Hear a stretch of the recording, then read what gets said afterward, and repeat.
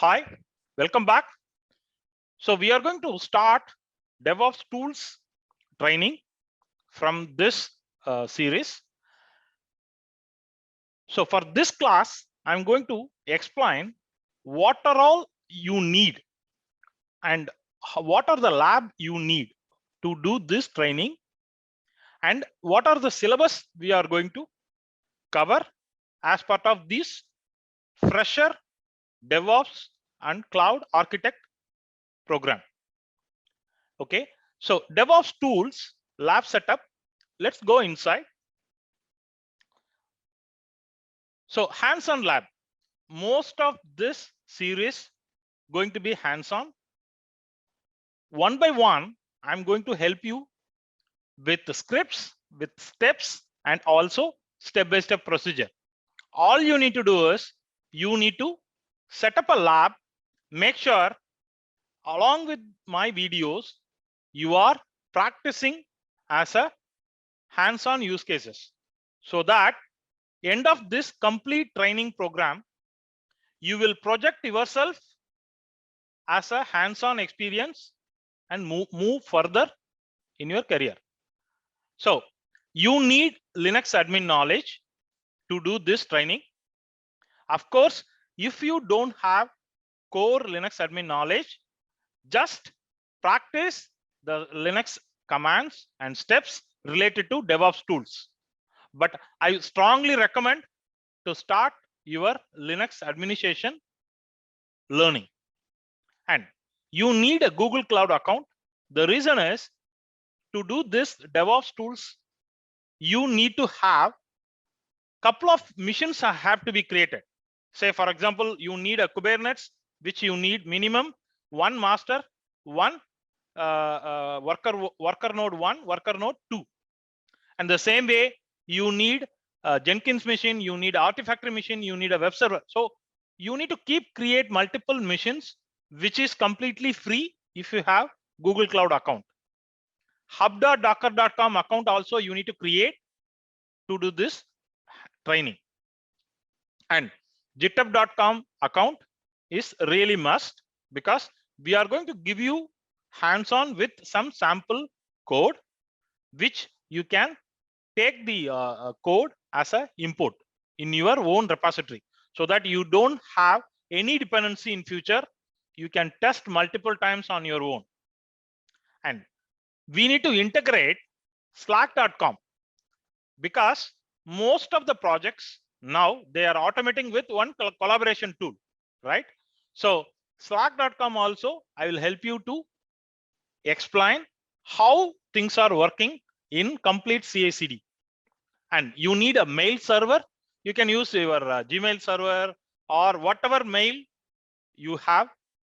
So the same mail server, you can find out what are the POP outgoing mail server settings, incoming mail server settings, so that we can configure the same in Jenkins. So whenever there is a application build, right, started, automatically you need to get a notification in your mail. We will see one by one, and also you need to have aws.amazon.com account because in some of the hands-on, we also will help you to understand when I start my CI/CD, right? How to create a EC2 instance. This cloud and DevOps architect fresher program. Okay, we will start with the initial way, plain commands, how to do it. Okay, later we will help you to understand how to do the same via Ansible, how to do the same via Terraform, how to do the same via other automation methods, right? This training will help you to understand very basic through commands. If you know commands, go there and put in the command line via Jenkins how to do this. Because this basic, if you understand, slowly you move on to the senior level Jenkins. Kubernetes cluster setup. So in last training series, you have learned how to set up a Kubernetes cluster manually, and how to deploy each and every service components in Kubernetes. The same setup you need to have it here. Okay. And Ansible setup. If you don't have more missions, okay, you can use Jenkins server also as an Ansible server. Of course, you have a Artifactory or Tomcat server, right? So you can use the same server as a Ansible client, because we are not proving anything here. We are trying to simulate actual work environment. And we will come to the mission configuration. The reason why I asked you to go for Google Cloud is you need to simulate and you need to think, okay, I have to project as a production experience, right? So you need to have Jenkins mission, you need to have Artifactory mission, you need to have Docker mission. Jenkins mission, minimum 1 CPU, minimum 3.5 GB memory. Artifactory mission, you need to have minimum 2 CPU and 7 GB memory. And Docker mission, 2 CPU, 4 GB memory. These are all minimum requirements. And you need to have a Kubernetes cluster. In last training program, we have clearly explained how to set up a one master node, worker node 1, worker node 2, 3 node concept, right? The same here. If you think you don't have much capacity, you go with one master, one worker node. We are trying to simulate, and if you understand the basic concept, again, this integration is going to be very basic. Via command line, what you do, the same command line, how you do through Jenkins. Later, apart from this, I will help you to understand how things going to work with the direct YAML. And Ansible server, 1 CPU, 512 MB RAM is more than enough. If you want, you can use it, or you can consider Jenkins server also. And syllabus. We will discuss about DevOps tools, and CI/CD pipeline, what it is, why I need DevOps, what is the purpose, where we are heading, the DevOps. As an infrastructure person, what I need. As a developer, what I need to concentrate. As a tester, what I need to concentrate. There are multiple confusion is going on in DevOps introduction. Basically, the concept is everyone will have their own roles. Now DevOps is clearly integrating everyone together. So you need to clearly understand the scope of your role. And we will first take the Windows.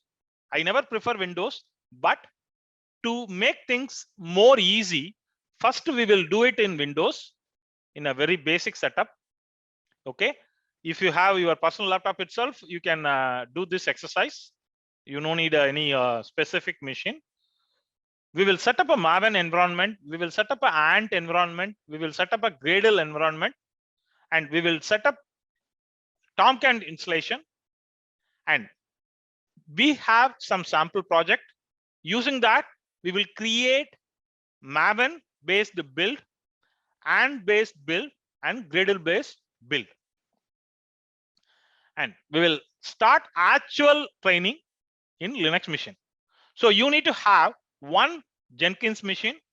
You need to have one Artifactory machine, right? How to do this installation, what all parameters you need, how to categorize this installation, what are the parameters you need to take care, and how to do the Maven build, and how to install Tomcat in Linux, and what are all configuration you need to do, and what is the heap size memory, and what is the Java garbage collection, how to set up with respect to Jenkins flexibility, and how to configure JIT, how to configure Maven, how to configure Tomcat in Jenkins, how to configure global tools in Jenkins. And most of the time, people are often getting confused GitHub, right? So this is not part of this program, but it's very worth to understand how to set up a standalone GitHub server. Say, for example, most of the companies or projects, they are not prefer to go with github.com because it's a public. Of course, you can create a private, but they want to set up their own repository server, say on premises.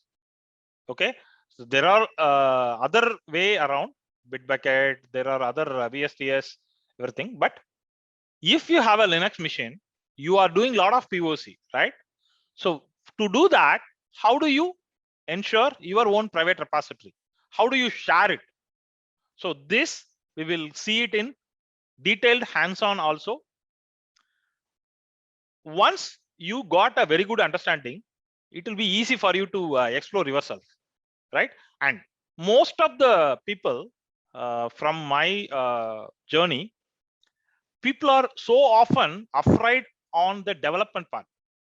Those who are a developer, they are afraid on infrastructure part. But DevOps tools, something we need some test application. Who will provide test application? Of course, I have some test application, but you yourself need to create some test application. In that case, you no need to depend or you no need to get fear on development part. There are a lot of tools. JHipster is one of the very good tool. All you need to do is you need to select, click, then your sample code is ready. The sample code is more than enough to do all the CI/CD pipelines because you are confident on infrastructure, right? Only thing is you need some test code, web application to deploy, to do the end-to-end POC. We will see this. It's very simple. And most of the time in my previous sessions, whenever you plan to learn automation, first to learn manual driving.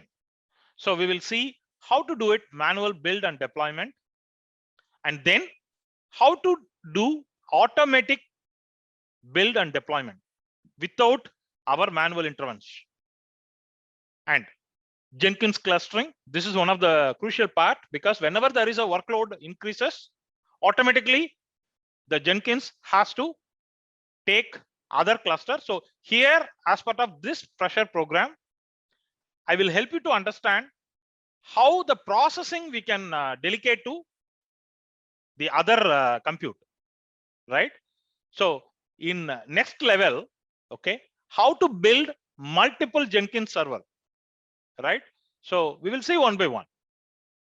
And then how to integrate with Slack channel, hands-on, how to integrate with mail server, and custom plugin installation. Suppose in your project, you have developed something custom with functionality, right? CI/CD. Then what is the procedure to install custom plugin?